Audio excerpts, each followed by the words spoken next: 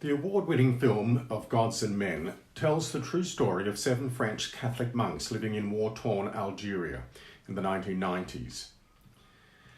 It's the story of a community of men living peacefully in the Atlas Mountains.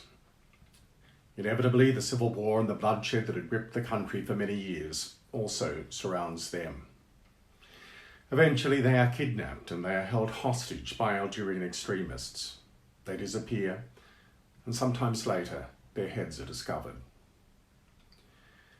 What made their deaths remarkable is not so much that they, like so many through the 1990s, got caught up in the political strife of Algeria, but that they had made the conscious decision to stay present in the village, which had become their home, and with the full recognition that this decision may well mean their death. Their solidarity with the villagers would not allow them to take the easier option of abandoning the village and returning to the safety of France. Knowing the inevitability of his death at the hands of Algerian extremists, the leader of the community, Dom Christian, wrote an extraordinary last will and testament sometime before his capture. He sent it to Paris with instructions that it was only to be opened and read after his death.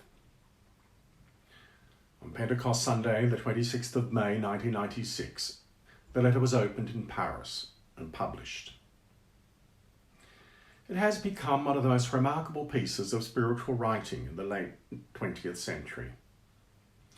And what makes it particularly special is the forgiveness that Christian extends to his executioner prior to the event. Christian called the letter "Facing a Goodbye." It begins, "If it should happen one day, and it could be today, that I become a victim of the terrorism which now seems ready to engulf all foreigners living in Algeria, I would like my community, my church, and my family to remember that my life was given to God and to this country. I ask them to accept the fact that the one master of all life is not a stranger to this brutal departure." The final lines, however, are addressed to the man who will execute him. "And also you, my last-minute friend, who will not have known what you were doing. Yes, I want this thank you and this goodbye to be a God bless for you too. Because in God's face, I see yours. And may we meet again as happy thieves in paradise, if it please God, the Father of us both. Amen. Inshallah." The declaration of forgiveness in the face of his death transforms Dom Christian's death into a redemptive moment, not only for him, but for us all. It overpowers the brutality of which he was the victim, not with greater force, but with a tenderness that pierces through and confuses the logic of domination and conflict. A dehumanizing darkness is transformed with a humanizing radiance. The destruction of alienation is consumed by the power of communion. Dom Christian's disposition towards the one who will behead him is an echo of the life of forgiveness at the very centre of Jesus' ministry and teaching. It's not by accident that the Gospel writers indicate that Jesus' last action prior to his own death is that of forgiveness. In the face of death, against that most profound symbol of potential isolation, Jesus affirms life, that life which can only be known, not in the threat of alienation, but only in the promise of communion. He forgives. He chooses against what alienates one from another. He acts for what might restore the possibility of communion. The mystery of forgiveness is central to the Christian perspective. Forgiveness, though, is a challenge, it's a mystery, and it is a journey. It's an appointment that awaits each and every one of us, because each and every one of us carries hurt, some very deeply. Each hurt presents with a challenge to forgive or not to forgive. The challenge is unavoidable. The decision, however, is ours to make or otherwise. And it's our Christian discipleship that impels us each day to enter the journey of forgiveness, because it's here, perhaps more than anywhere else, that the depth of our Christian commitment becomes apparent or otherwise. It's in the challenge of forgiveness that we assert whether we really do believe that we are made for communion with one another or otherwise. Whether we believe that it is in communion with one another that life flows most deeply for us, and by which we are rendered with our deepest sense of humanity. Not to forgive is to act in a way that is contrary to what we most deeply believe about ourselves, affirmed as it is in and through our memory of Jesus. Importantly, forgiveness is never instant. It's not about forgetfulness. Neither is it about feeling a certain way. I may never feel forgiving towards the one who has hurt me, yet I can still forgive. To forgive is first and foremost to make the decision to let go of the instinct to strike back, to seek revenge. It is the decision to create a space in which I can see both myself and the one who has hurt me more clearly.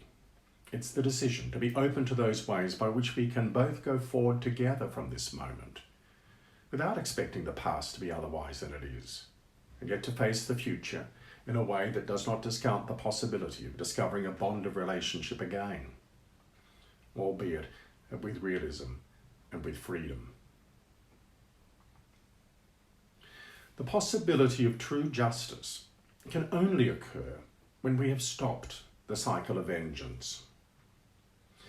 We saw this extraordinarily demonstrated in South Africa many years ago. I think of one of the stories before the Truth and Reconciliation Commission that brought healing to that country. There was a black woman who had to testify in the way that she'd been brutally mistreated by a group of white security officers, one of whom, Mr. Vandenbroek, had just been tried and found implicated in the murders of both the woman's son and husband some years before. It was indeed Mr. Vandenbroek, it had been established, who had come to the woman's home many years back, had taken her son, shot him at point-blank range, and then burnt the young man's body on a fire while he and his officers partied. 7 years later, Vandenbroek and his cohorts returned to take away her husband as well. For many months, she heard nothing of his whereabouts. Then, almost 2 years after her husband's disappearance, Vandenbroek came back to fetch the woman herself. How vividly she remembers that evening, going to a place beside the river where she was shown her husband bound and beaten, but still strong in spirit, lying on a pile of wood. The last words she heard from his lips as the officer poured gasoline over his body and set him aflame were, "Father, forgive them." And now the woman stands in the courtroom and listens to the confession offered by Mr. Vandenbroek. A member of the commission turns to her and asks, "So what do you want? How can justice be done to this man who has so brutally destroyed your family?"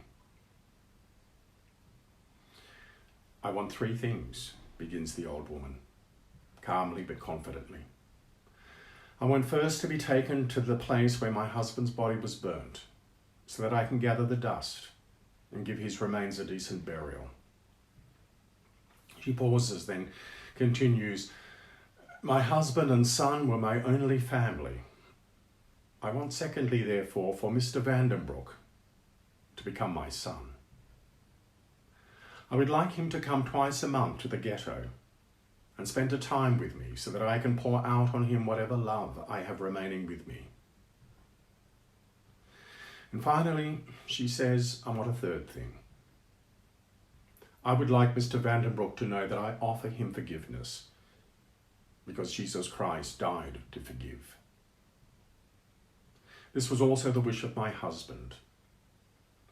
And so I would kindly ask someone to come to my side and lead me across the courtroom so that I could take Mr. Vandenbroek in my arms, embrace him, and let him know he is truly forgiven.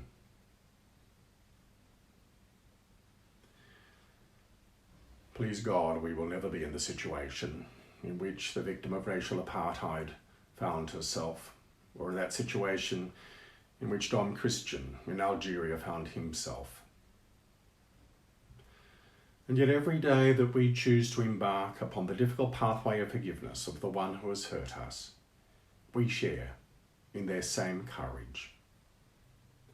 And the possibility of yet further life, not less, dawns in our own hearts for the sake of the world.